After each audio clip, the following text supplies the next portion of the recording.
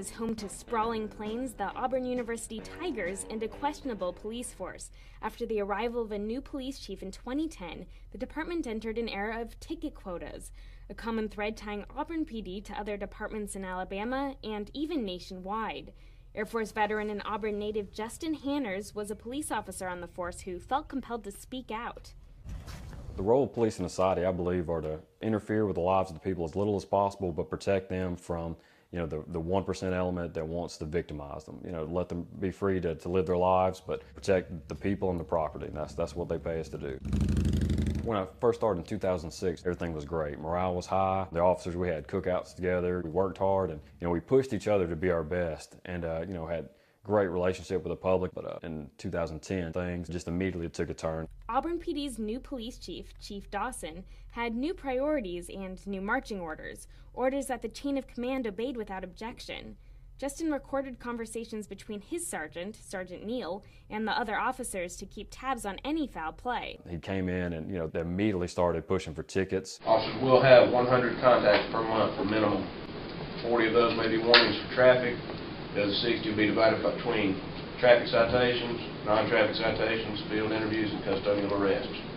Do not be the one that does not get 100. That's 72,000 contacts a year in like a 50,000 person town. One thing Sergeant Neal did was the rod and the carrot method. If you didn't get the number of tickets he wanted, if you didn't get the 100 contacts, you get mandatory overtime, you get written up. But if you did do well, the officer who wrote the most tickets and the one that came in second were given gift cards for like steak dinners and things like that. Quotas pervert police priorities. Bradley Balco is an investigative journalist for the Huffington Post and author of the new book, Rise of the Warrior Cop. He says that these quotas are an invitation to corruption and bad policing. There's going to be a strong incentive for police officers maybe to find offenses where they didn't exist. Sergeant Neal started instructing me and my partner to arrest people that we didn't feel like had broke the law. Stay active. It's Saturday night. Right here, let's make some contact, put my ass in jail, buy some tickets, and all that neat fun stuff that we signed up to do when we signed up for this job. It was one, I think it was maybe Friday or Saturday night, one of the big bar nights. We saw a guy walking on the sidewalk.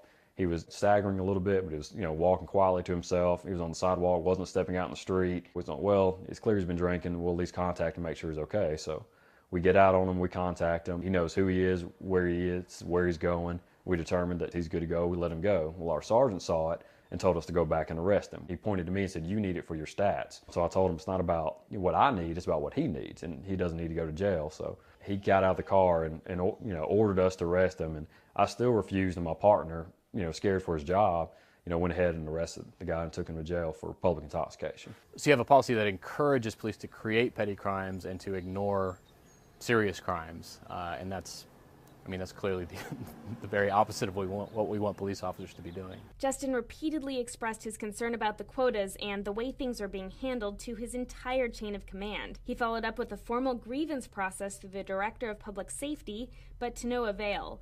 The director said that these requirements were necessary for increasing productivity. You have to question the leadership there if officers need to have that sort of incentive just to perform their jobs. I think personally that it's revenue driven. At the same time that they're trying to raise property taxes, at the same time they're trying to raise sales taxes, they're pushing us to get more tickets. And they're telling us they don't want these little fix-it tickets. They tell us that they want, quote, meat tickets, something with a fine. They'll look over your traffic log, and if you've got a bunch of low fine or no fine tickets, they're going to tell you to switch and do more speeding, more red lights, more things like that. There's not that many speeders. There's not that many people running red lights to get those numbers. So what officers do is lower their standards. When you're issuing citations, you're forcibly taking money from people, from citizens, and you're putting points on their driving records. You're inhibiting their freedom in a lot of ways. These kind of policies, the ticket quotas and the heavy-handed enforcement, will affect the lower income populations the most. When you write somebody $2 or $3 $164 tickets in a month, they've got to make some choices that month. That's groceries. That's maybe food or clothes for kids. That might be car or house payment. It wasn't long before Justin had to start worrying about his own finances after the department made it clear that if he continued to speak out, it would cost him his job. During the grievance process, they try to squash it on technicality. They try to talk me out of it. Try to buddy up with me, get it to drop it. Then once all else failed, they started threatening my job and my career, warned me that there'd be consequences for doing this. I had no intention of dropping. At this point, I had no choice. I had to keep going forward, and if I stopped it, nothing would have changed. That just would have been another, minor hiccup. Justin was fired, and while the department declined Reason TV's request for information on the case, Justin says he was ultimately fired for violating a gag order.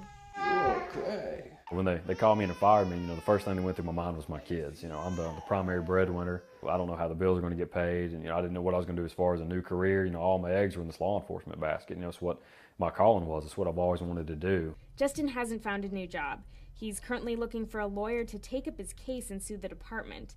Though after reaching out to the Police Benevolent Association for guidance, he found out that his grievances were actually pretty common. They're like, basically, here we go with this again. It's a problem in more places than Auburn. This is a frequently occurring thing, and it's a battle with a lot of different officers and departments. While Justin will continue his battle on the legal front, he thinks that the fastest way to get the city back on track is public accountability. Once the people know, they can hold their elected officials accountable, and then it'll change. Officers have tried for years to change it from the inside, and they're either forced out or just leave from frustration.